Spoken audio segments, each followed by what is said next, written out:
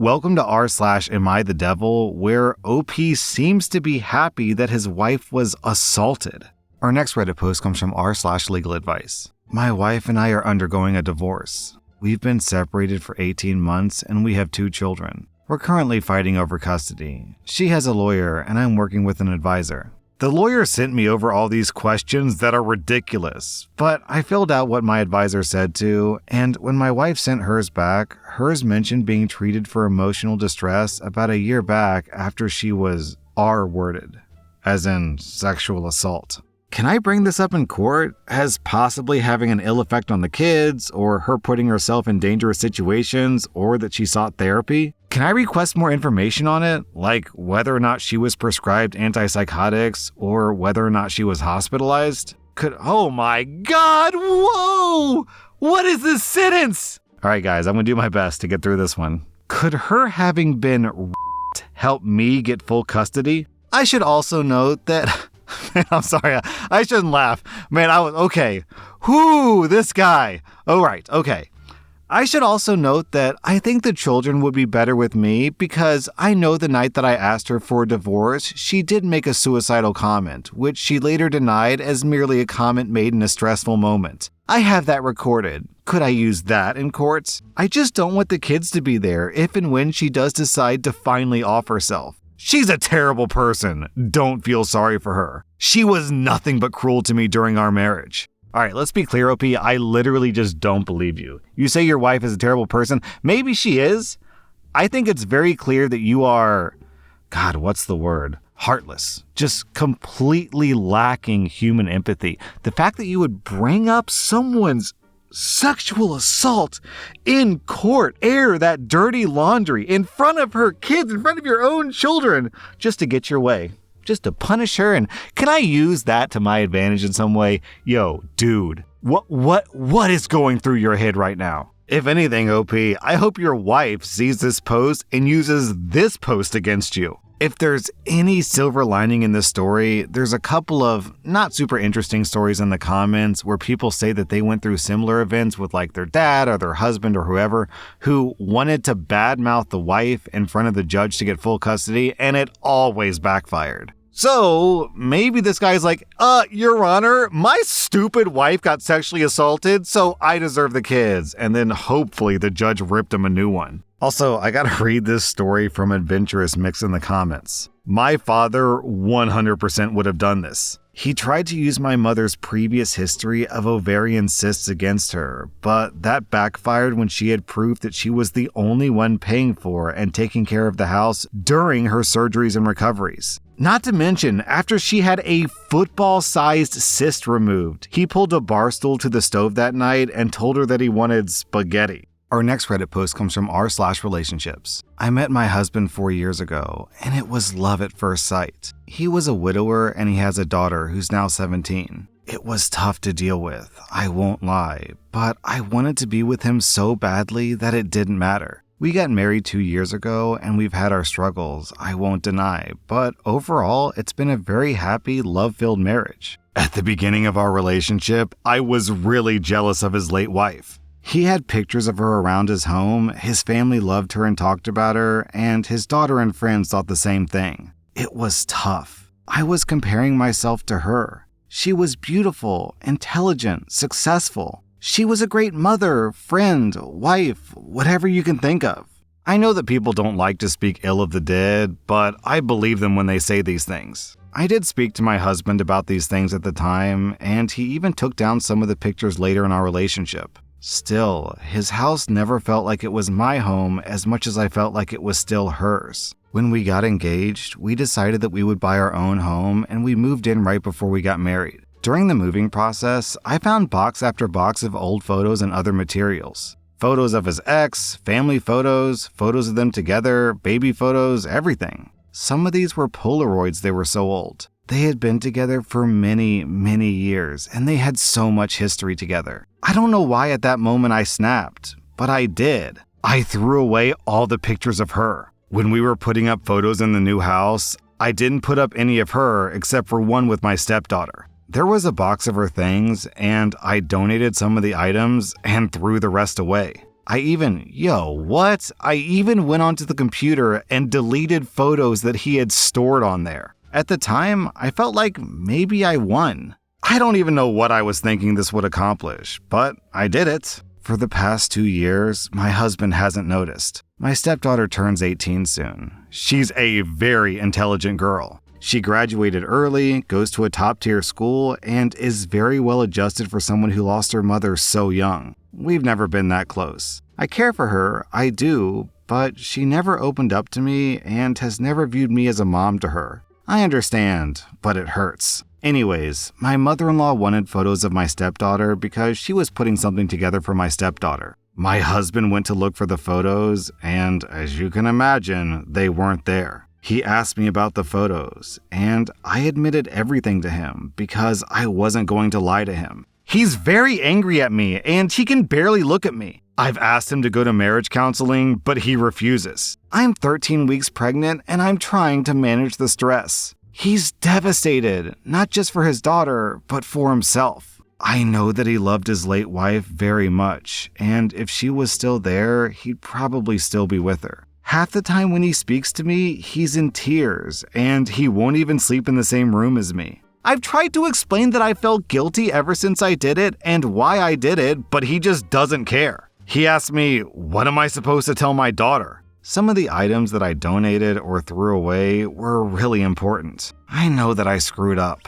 I know that I need to make this up to my husband and his daughter, but I don't know how to. This was such a monumental screw up on my part. I've always been jealous of her, and I didn't handle my emotions correctly. I've tried to track down photos of her by other people, and while I did find some from his parents and her family, her parents died when she was young, and she was raised by her grandparents who are now dead. There aren't many pictures out there. Reddit, I love my husband, and I want to fix this more than anything. I know that I'm hormonal right now, and my mind is wandering around to every outcome that could happen. But what if this is the end of my marriage? I can't let this happen, and I need to fix this. What a cruel, spiteful, downright evil thing to do. Destroying all memories of a dead woman and punishing her husband and daughter just to, make yourself feel better temporarily? Saying, oh, I snapped, so I carefully searched the entire house for photos, then logged into the computer and deleted photos there. That's not snapping, that's just deciding. Am I the butthole for being honest with my daughter regarding her coding ability? I'm a 36-year-old man, and I've been a web developer for many years now, and I have lots of experience. About a year ago, my 9-year-old daughter suddenly decided that she wanted to learn coding. She asked me to teach her. I declined and explained that it's complex and I don't have the time, and I would burn out from doing that after work because it's tough. But she was free to learn on her own. We have a whitelist of sites that she can access on her laptop, so we weren't afraid of her searching the web. She did teach herself some C++, which is not a language I've used in years, and it's a bit outdated and not the simplest to pick up. It's been a year, and she now calls herself Princess Programmer, and it's a little cringy, and she likes to wear a nice dress or skirt while working on some simple games she makes. Recently, she overheard one of my work meetings and learned what code reviews are, and asked me to do one on her newest game while claiming that the Princess Programmer wrote it very well and expects it to be very good. I noticed many issues like bad variable naming conventions, code duplication, using if condition return instead of just returning the condition. I told her the quality sucked compared to production code, and it'd be easier to rewrite than fix it. I told her that if she wanted to learn more, she could rewrite it with my advice, and that programming is serious and not a game. And she should stop with the outfits and the Princess Programmer stuff, and maybe try an easier language than C++. She cried and threw a tantrum and is upset at me because I was too mean. Now, my wife is also upset at me and says that I should have lied and said that her work was good and told her how to make it better. My wife did do coding in college, but she doesn't do much of it for her job these days. Am I the butthole here? Wow. Okay, OP, does trashing on a 9-year-old girl make you feel like a big man? I'm almost relieved that the girl wants to do coding instead of I don't know. What if OP had a son and the son's like, hey dad, teach me how to wrestle. And OP's like, you think you can wrestle me? And just picks up the kid and throws him into the coffee table? Buddy, She's 9! She's a little girl! Who cares if she wants to wear a skirt when she programs? Who cares if she's not putting out professional level coding of someone with 10 years of experience in the professional coding field? Of course she's not! She's 9! Man, what a psychopath! Am I the butthole for being devastated that my child will not be the first grandchild? My husband and I are much younger than his oldest brother, my brother-in-law and his wife. My husband is the youngest of 3, and I'm the oldest in my immediate family. I was the first grandchild on my mother's side and my father's side. As a firstborn, and the first for many things, I've always had the pressure to do things first.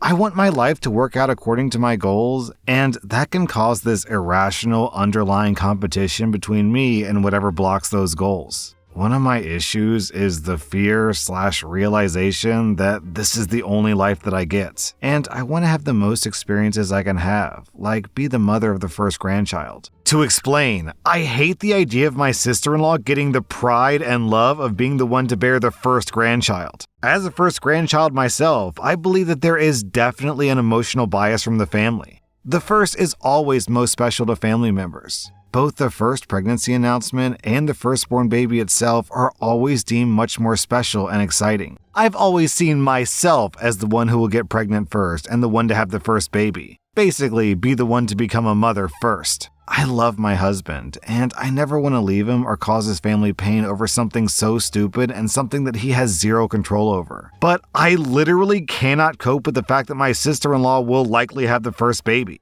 In my opinion, I'm currently favored a bit by the in-laws. But I'm scared that my future child and my husband and I will be brushed off once my sister-in-law gets pregnant. I don't want to deal with this disappointment that I put on myself. The part that makes this so frustrating is that my sister-in-law and brother-in-law are almost past the healthy age to even be trying for children. They waited to start their lives so late, and it's annoying that I have to face these issues so late because they should have been trying over 5 years ago. But due to career issues, extreme debt, and poor life planning, they haven't had any children yet. Part of me wishes they would just get to it so I can rip the band-aid off. But also, part of me still hopes that I can still have that joy from the initial expectation that I had for myself. I want to experience the initial joy as being the first mother in this generation of the family. Grandchildren. But the timing is simply not in my favor. Birthdays are a huge thing in their family, and I just know this will be a big deal. I'm just saddened that I likely won't get to have that experience, and that the baby I have won't be received the same way as the first because of the shock factor will be long gone by then.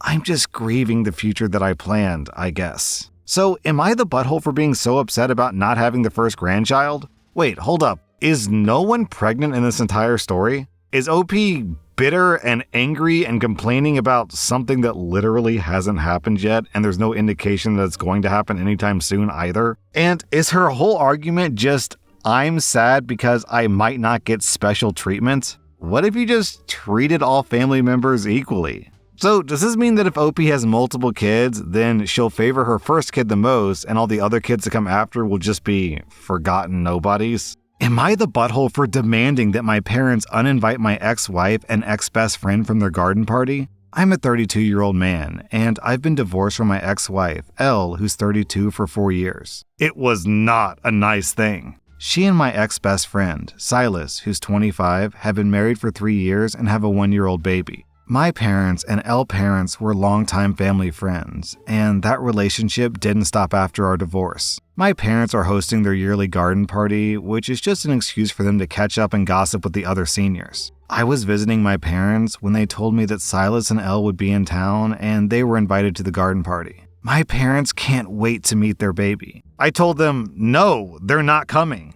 My parents didn't budge and said that they wouldn't be rude enough to retract an invitation after Ella and Silas agreed. I said, no one wants their ex-wife at their parents' party. My parents said that I could be polite for 1 day. They said they really want to meet the baby and catch up with them. I made an ultimatum that it was either me or them. I would not attend if they came. My parents called me a butthole for making them choose because Silas and Elle hadn't asked for it and potentially making Elle's parents think badly of them. Am I the butthole? And relevant details is that in the comments, OP admits to cheating on his wife, so that's why they got divorced. OP writes, at a work party, it got a little out of hand and I accidentally kissed a coworker. I realized that what I was doing was a mistake and I immediately pulled back. It was a half second of our lips touching at most. A coworker told my wife and she immediately threw me out of the house with no warning and filed for separation. Silas moved in a few months later. They get married and pop out a miracle baby that my parents fawn over. Well, it's hard to have sympathy for a cheater. That was rSlash and if you like this content, check out my podcast where I publish the exact same episodes. Also, hit that subscribe button because I put out new Reddit videos every single day.